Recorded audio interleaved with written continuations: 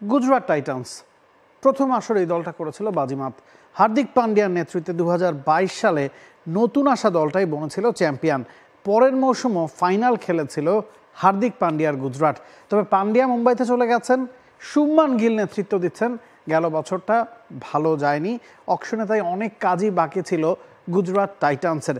কেমন করেছে অকশনে গুজরাট, শক্তি কোথায়, দুর্বলতা কোথায়, সম্ভাব্য একাদশ কেমন হতে পারে, এর সব কিছু নিয়েই আলোচনা করতে চাই। একেবারে শুরুতেই তারা রিটেইন করেছিল 5 জন ক্রিকেটারকে। আমরা যদি দেখি, রাশিদ খানকে তারা 18 কোটি রুপি দিয়ে ফার্স্ট রিটেনশন হিসেবে দলে রেখে দিয়েছিল। শুভমান গিল তার জন্য 16.5 কোটি খরচ করেছে। সাই সুদর্শন 8.5 কোটি রুপিতে তাকে রিটেইন করেছে। এবং শাহরুখ খান, রাহুল তেওয়াতিয়া, 2 আনক্যাপ ক্রিকেটারকে তারা 8 কোটি রুপি দিয়ে রিটেইন করেছিল।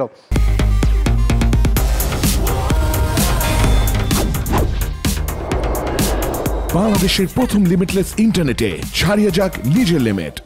অকশনে বসার পর মার্কি সেটে যে 12 জন ক্রিকেটার ছিলেন, প্রথম মার্কি সেটে 6 জন, পরের মার্কি সেটে 6 জন, 12 জন ক্রিকেটারের মধ্যে 3 জন ক্রিকেটারকে তারা শুরুতেই দলে ভিড়িয়েছে। Jos Buttler, Mohammed Siraj, Kagiso Rabada, এই 3 জনের জন্য প্রায় 38 কোটি রুপি কিন্তু খরচ করে ফেলেছিল গুজরাট টাইটান্স। এবং কথায় আছে, আইপিএল টুর্নামেন্ট বা এই ধরনের টুর্নামেন্ট ব্যাটসম্যানরা জেতায় না, বোলাররা জেতায়, সেদিকেই মনোযোগ ছিল পুরো অকশনে গুজরাটের। প্রসিদ্ধ কৃষ্ণাকেও তারা দলে ভিড়েছে প্রায় 10 কোটি রুপি খরচ করে। তো এই 5 জনের সাথে পরের যে 4 জন দলে এসছে, এই 9 জনের জন্য কিন্তু তারা প্রায় 90 কোটি রুপির উপর খরচ করে ফেলেছে। সে কারণেই ব্যালেন্সে খানিকটা ঘাটতি এই দলটা দেখা যাবে। কারণ পরের দিকে গিয়ে বিদেশি রিক্রুটমেন্টের কথা বলুন বা মিডল অর্ডার ব্যাটসম্যানের কথা বলুন, ওই জায়গায় তাদের ঘাটতি রয়েই গেছে। স্পিন ডিপার্টমেন্টটা যথেষ্ট শক্তিশালী। ওয়াশিংটন সুন্দরকে তারা অনেক কম দামে পেয়েছে, মাত্র 3.20 কোটি রুপিতে। Sherfane Rutherford, Gerald Coetzee, Glenn Phillips সবগুলোই স্টিল ছিল। তাদের যতটা প্রাইস হওয়ার কথা ছিল বা যেই দামে তাদের বিকোনোর কথা ছিল, তার চেয়ে কম দামেই কিন্তু গুজরাট তাদেরকে দলে ভেড়াতে সক্ষম হয়েছে। এখন আমরা যদি তাদের সম্ভাব্য একাদশটা দেখি, কোন জায়গায় আসলে তারা খানিকটা হলেও স্ট্রাগল করতে পারে, সেটা যদি আমরা একটু দেখি, তাদের স্টার্টিং লাইন আপটা এমন হতে পারে।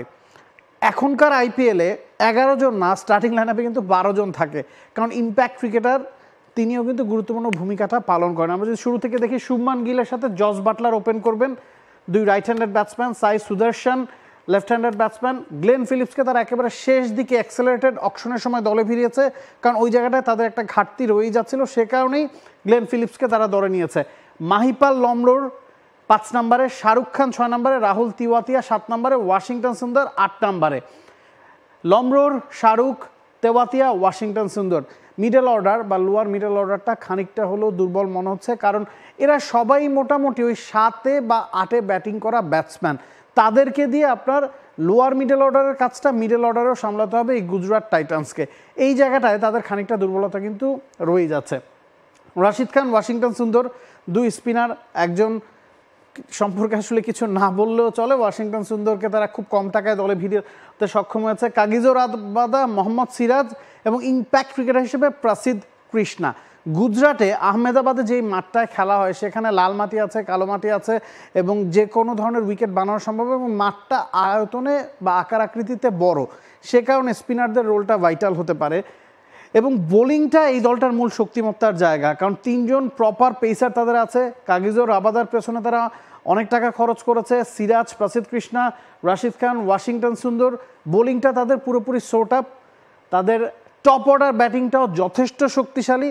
তবে মিডল অর্ডারে এই 4 জনের জায়গায় যদি একজন বিদেশি তারা খেলাতে যায়, সেক্ষেত্রে বোলিং থেকে বা টপ অর্ডার থেকে একজনকে তাদের কমাতে হবে। ওই জায়গাটায় তাদের একটা দুর্বলতা কিন্তু রয়েই যাচ্ছে।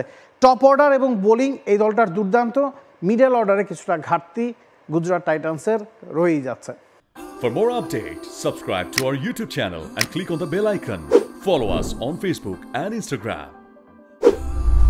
Download T-Sports app to enjoy exciting games and highlights. Visit tsports.com.